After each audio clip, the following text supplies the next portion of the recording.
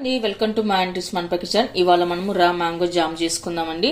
మనము జామ్ చేసుకోవడానికి ఇలా మంచిగా నాణ్యత ఉన్న మామిడికాయలు తీసుకోవాలి. ఇవి మరీ స్వీట్గా కాకుండా మరీ పుల్లగా కాకుండా మామూలుగా ఉంటాయండి. ఇవైతే జామ్కి చాలా బాగుంటాయి.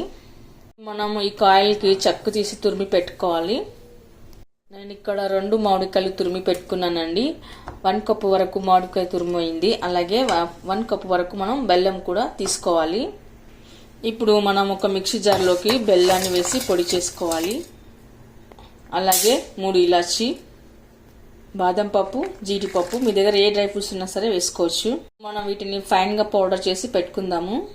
ఇలా చేసి పెట్టుకున్న తర్వాత ఇప్పుడు మనం కడాయి పెట్టుకొని అందులో తగినంత నెయ్యి వేసుకుందాము. నేను ఇక్కడ 1½ స్పూన్ వరకు వేసానండి. ఆ తర్వాత మనం తురిమి పెట్టుకున్న మామిడికాయని వేసుకోవాలి. ఇప్పుడు పచ్చివాసన పోయే వరకు కలుపుకొని పెట్టుకుందాము.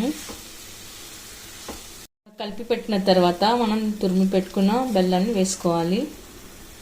మిక్సీ పట్టి పెట్టుకున్న బెల్లం మొత్తం వేసుకున్న తర్వాత ఒకసారి బాగా కలుపుకొని పెట్టుకోవాలి.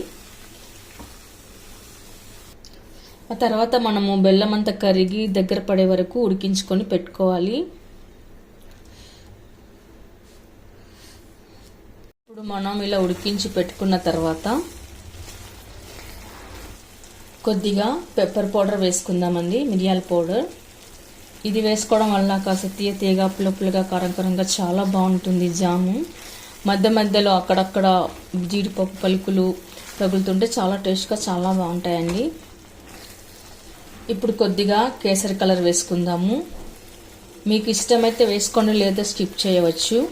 కానీ చూడ్డానికి మొత్తం చాలా బాగుంటుంది. ఇలా హెల్దీగా జామ్ చేసి పెట్టుకున్నట్లయితే బయట కొనాల్సిన అవసరమే లేదండి. ఇది చాలా టేస్ట్గా చాలా బాగుంటుంది. ఈ జామ్ కంప్లీట్గా కూల్ అయిన తర్వాత ఒక గాజు సీసాలో కానీ బాక్స్లో కానీ వేసి పెట్టుకుంటే చాలా ఫ్రెష్గా చాలా బాగుంటుందండి.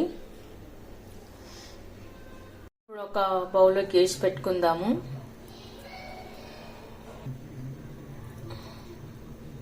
ఓకే అండి, చూసారుగా ఈ జాము చూడడానికే కాదు తినడానికి కూడా చాలా అద్భుతంగా చాలా టేస్ట్గా చాలా బాగుంటుందండి.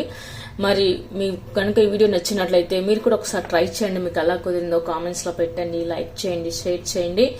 తప్పకుండా మన ఛానల్ని సబ్స్క్రైబ్ చేయండి. Thank you for watching.